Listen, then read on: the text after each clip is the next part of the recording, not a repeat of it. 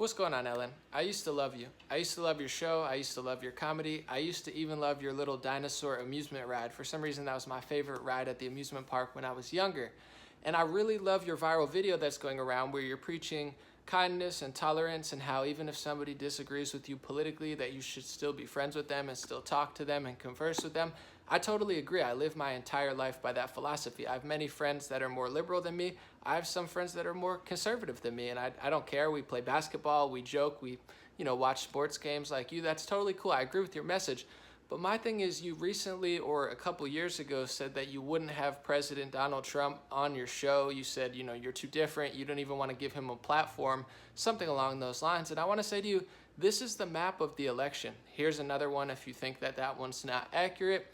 A lot of people in this country voted for the man. A lot of people in this country like him. His approval ratings are even higher now. He's grown a lot of support in all these communities that you claim to care so much about. So if you really want to bring the country together, if you really want to talk to people who disagree with you politically, have President Donald Trump on your show, have a conversation with him, try to hear his side of the spectrum like you hear George Bush's. Because the thing is, I personally think that the networks are afraid to have Donald Trump on the show because I personally saw him speak in person, and a lot of people have. I mean, for decades, he was one of the most popular figures in rap, in entertainment, in business, in entrepreneurship. I mean, he paved the way for these entrepreneur shows like Shark Tank. The Apprentice came first and kind of paved the way in that direction. Everybody loved him. So I think what they really are afraid of, and what you might be afraid of, is that if people listen to Donald Trump, they'll realize that he's not this villain that you painted him to be, that he's not this ridiculous monster. He's actually ending a lot of these wars, and he's de-escalating a lot of these wars. And I feel like you don't really care about half the country or Republicans or people who disagree with you. I'm starting to think that the media only cares about the Mitt Romney, the George Bushes, that type of establishment Republican that people voted for Trump to get away from. So I don't really see that you are trying to reach across the aisle and bring our country together. I think you're trying to prop up the old style Republicans that everybody knows. If you look at Romney to Bush to even McCain when he was running, if you look how they acted when Trump won the election, it seems like it was the two-party, one-party system where regardless of who wins, the people get somebody who they're all on the same team. We wanted to shake it up in this country, and it's happening in Britain, it's happening in Canada, it's happening in South America, it's happening all over the world. So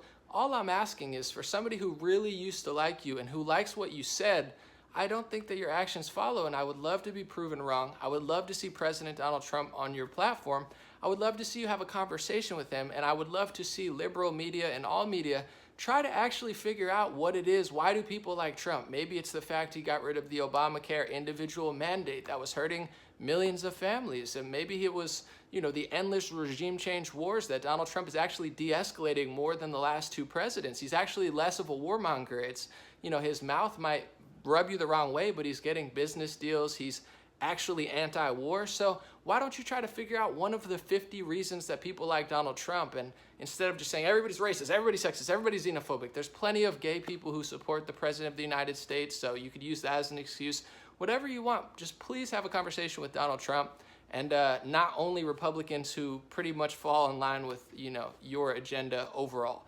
Thank you so much. I hope to love Ellen one day again. I still do love you, and I appreciate you. I'm not a hater at all. But I would love to really respect you guys in the liberal media like I once did the Colberts, the Kimmels, where I used to think you guys were hilarious and honest. And now it's just like you're reading from a script and your mouth says one thing and your actions say a different thing. And that's why a lot of people are moving to conservative, because when the mouth stops, you're like, oh, you're taking this, you're taking that, you're taking my money. That's how a lot of us feel. And you don't have to agree. I don't care that you disagree and you have some sort of other idea. But actually have a conversation with some of us that aren't just your friends who kind of agree with you on the other side, and have the president of our country, Donald Trump. He won the election. I mean, he's been president for 3 years. He might be president for 8. Have him on your show. Give him a platform. Debate with him. Have a conversation with him. And please stop villainizing him and just making him out to be this monster, because what you're also doing is villainizing half of our country, and it's very, very dishonest. I don't care that you don't like Donald Trump. I really don't.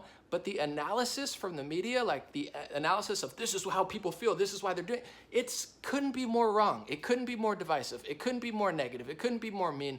None of this kindness and tolerance that you guys are always preaching. So please, if you really do love this country and you love the people and you want to keep us safe and together and finally have that energy again, please have a conversation with our president and stop always just attacking him, being nasty and mean without even letting him speak for himself, taking clips out of context. Have a conversation with the guy. Ask him why he wants to do certain things, because he's not alone. Hundreds of millions of us understand exactly what he's talking about.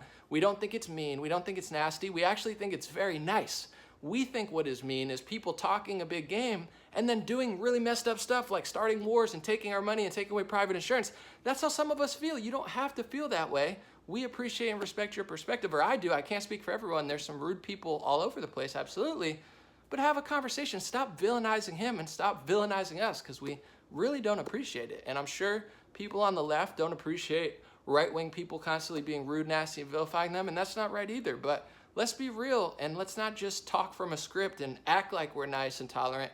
Let's have a conversation, and please have Donald Trump on your show. Thank you for listening. Have a great day.